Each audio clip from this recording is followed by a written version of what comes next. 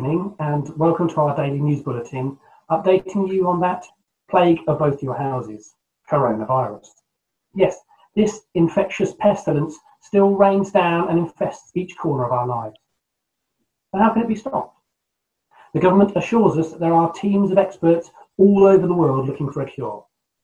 So let's go over to our chief medical correspondent and see what progress has been made. Good morrow, Kate, for that's your name, I hear. Well, have you heard, but something hard of hearing. They call me Catherine that do talk of me. I beg your pardon. I stand corrected. I understand you had an interesting conversation with the scientists in Scotland. Yes, indeed I did. In fact, I was given a glimpse of them at work in their new lab on a nearby heath. Take a look at this. Round about the cauldron go, in the poison entrails throw, toads that under cold stone, days and nights as 31, swelter venom sleeping got, boil thou first eat the charmed pot. Fillet of a penny snake, in the cauldron boil and bake, eye of newt and toe of frog, wool of bat and tongue of dog, adder's fork and blindworm's sting, a lizard's leg and owlet's wing, for the charm of powerful trouble, like a hell broth boil and bubble. Scales of dragon, tooth of wolf, witch's mummy, moor and gulf, of the raven sea shark, root of hemlock digged in the dark, liver of blaspheming Jew, gall of galt, and slips of yew, silvered in the moon's eclipse, nose of Turk and Tartar's lips, finger of a birth-strangled babe, ditch delivered by a drab, make the gruel thick and slab, and thereto a tiger's children for the ingredients of our cauldron. Cool it with a baboon's blood, then the charm is firm and good. That all sounds very complicated and quite frankly rather disturbing. Can we expect a vaccine soon? Well, they were due to start randomised clinical trials, but the Research Ethics Committee have got involved and their methods are currently under investigation. Yes, I can see why. Any other medical developments? Well, there has been an interesting idea from an Italian friar, which is currently being looked at, which involves the population being put to sleep until this pandemic passes. I managed to catch up with him at his home in Verona. Take thou this vial, being then in bed, and this distilled liquor drink thou off. And presently through all thy veins shall run a cold and drowsy humour, for no pulse shall keep his native progress but surcease. No warmth, no breath shall testify thou livest. The roses in thy lips and cheeks shall fade to paly ashes. Thy eyes' windows fall like death when he shuts up the day of life. Thou shalt continue 42 hours and then awake as from a pleasant sleep. Nice idea, although I think it might take longer than 42 hours to get through this. So essentially what you're saying is that a vaccine is some way off. I'm afraid so. People are becoming desperate and resorting to some rather unorthodox treatments. In an enchanted wood in Greece, we understand that they're looking at testing herbal treatments. Fetch me that flower. Ah, the herb. I shewed thee once, the juice of it on the sleeping eyelids laid will make a man or woman madly dote upon the next live creature that it sees. Fetch me this herb, and be thou here again, ere the Leviathan can swim a league. Having once this juice, I'll watch Titania when she's asleep and drop the liquor of it in her eyes. The next thing then she waking looks upon, be it on lion or bear or wolf or bull, on meddling monkey or on busy ape, she shall pursue it with the soul of love. I would like to remind our viewers at this point that the administration of medicine through the eyes, other than for eye drops, is not recommended under any circumstances. Thank you, Catherine.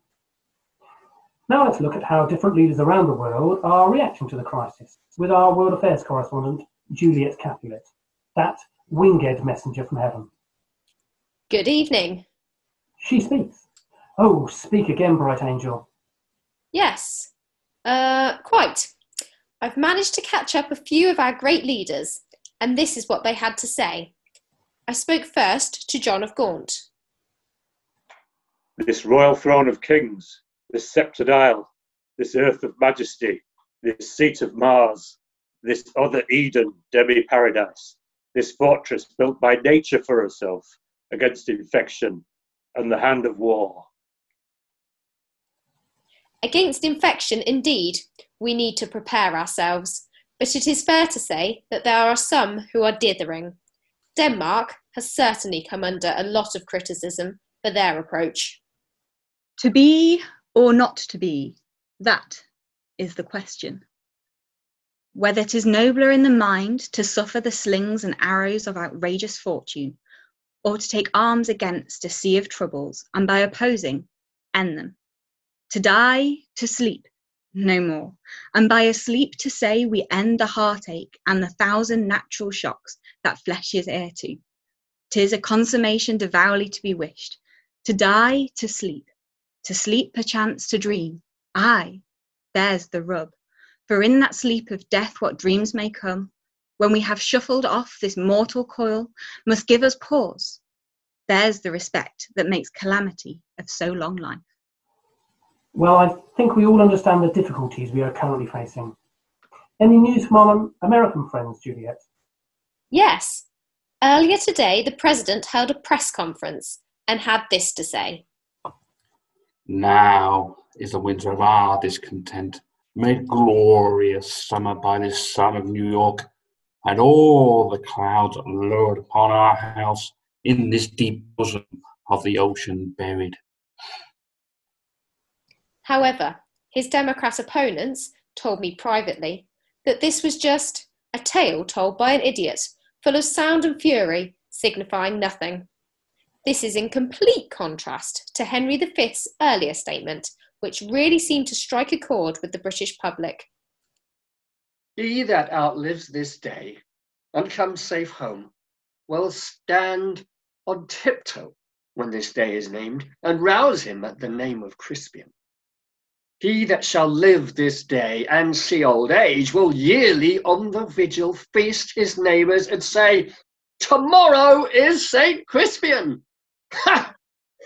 But then shall he strip his sleeve and show his scars and say, "These wounds I had on Crispin's day." And this your story shall the good man teach his son, and Crispian shall ne'er go by from this day to the ending of the world. But we in it shall be remembered. We few, we happy few, we band of brothers, for he today that sheds his blood with me shall be my brother.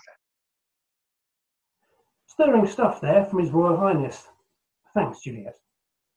Obviously, the NHS are at the front line of this disease. So now we go to our Home Affairs correspondent, Olivia, a most radiant, exquisite and unmatchable beauty. Did you manage to talk to any of these blessed candles of the night? I did, and they are true heroes. One healthcare professional had this warning for us. There is a sickness which puts some of us in distemper, but I cannot name the disease, and it is caught of you that yet are well. I think essentially what she's saying is that you can catch it even from those who are not currently displaying symptoms, so take care when you're out on your daily exercise or essential shopping trip. We also had this guidance from a health worker on the importance of hand washing. Out, damn spot! Out, I say! What? Will these hands ne'er be clean? No more of that. Here's a smell of blood still. All the perfumes of Arabia will not sweeten this little hand. Oh, oh. Wash your hands, put on your nightgown, look not so pale. I'll tell you yet again. There you have it, the importance of good hand hygiene. Very important indeed. Is there any word on the food shortages and empty supermarket shelves? Well, the supermarkets are keen to stress that there is plenty of food for everyone, but sadly there are still some who are stockpiling. What am I to buy for the sheep shearing feast? 3 pounds of sugar, 5 pounds of currants, rice. What will this sister of mine do with rice? But my father hath made her mistress of the feast, and she lays it on. She hath made me 24 nosegays for the shearers, 3-man sung men all, and very good ones, but they are most of them means and bases. But one Puritan amongst them, and he sings psalms to hornpipes. I must have saffron to colour the warder pies. Mace. Dates, none. That's out of my note. Nutmeg for 7. A race or 2 of ginger. Ah, but that I may beg.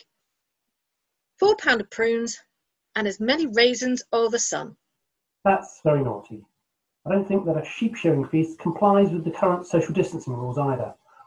Thank you, Olivia.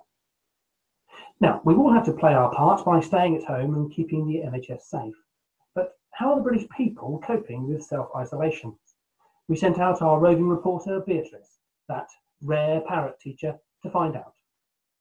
Fair Beatrice, I thank you for your pains. I took no more pains for those thanks than you take pains to thank me. If it had been painful, I would not have come. You take pleasure then in the message? Yea, just as much as you may take upon a knife's point and choke a door withal. Charming. Why don't you tell us how the British people are faring? Well, I think that social distancing really does appear to be taking its toll on some people. Tomorrow, and tomorrow, and tomorrow creeps in this petty pace from day to day, to the last syllable of recorded time. And all our yesterdays have lighted fools the way to dusty death. We also spoke to a teenager who has spent the last 5 weeks living with elderly relations, and she was clearly finding it hard. Crabbed age and youth cannot live together. Youth is full of pleasance. Age is full of care. Youth is like summer morn. Age is like winter weather. Youth is full of sport, and age's breath is short. Youth is nimble, age is lame. Youth is hot and bold, age is weak and cold. Youth is wild, age is tame. How sharper than a serpent's tooth it is to have a thankless child. Shockingly, there are those who continue to flout the law. This young lad was caught trying to see his girlfriend. With love's light wings did I have perched these walls, for stony limits cannot hold love out, and what love can do, that dares love attempt. Therefore thy kinsmen are no stop to me. So, there you have it. Self-isolation looks set to continue for a few more weeks. But remember, it is not in the stars to hold our destiny, but in ourselves. Wise words indeed, Beatrice. Dinner later? No, not until a hot January. The course of true love never did run smooth. Well, right now I would give all my fame for a pot of ale and safety. I wonder that you will still be talking, Signor Benedict. Nobody marks you. Yes, you're probably right. Well, that's it for today. And remember, folks, friendship makes us fresh. And True hope is swift and flies with swallows' wings. Like madness is the glory of this life. Now here's a final word from our producer. Our revels now are ended. These are actors, as I foretold you, were all spirits, and are melted into air, into thin air, and like the baseless fabric of this vision, the cloud-capped towers, the gorgeous palaces, the solemn temples, the great globe itself. Yea, all which it inherits shall dissolve, and like this insubstantial pageant faded, leave not a rack behind.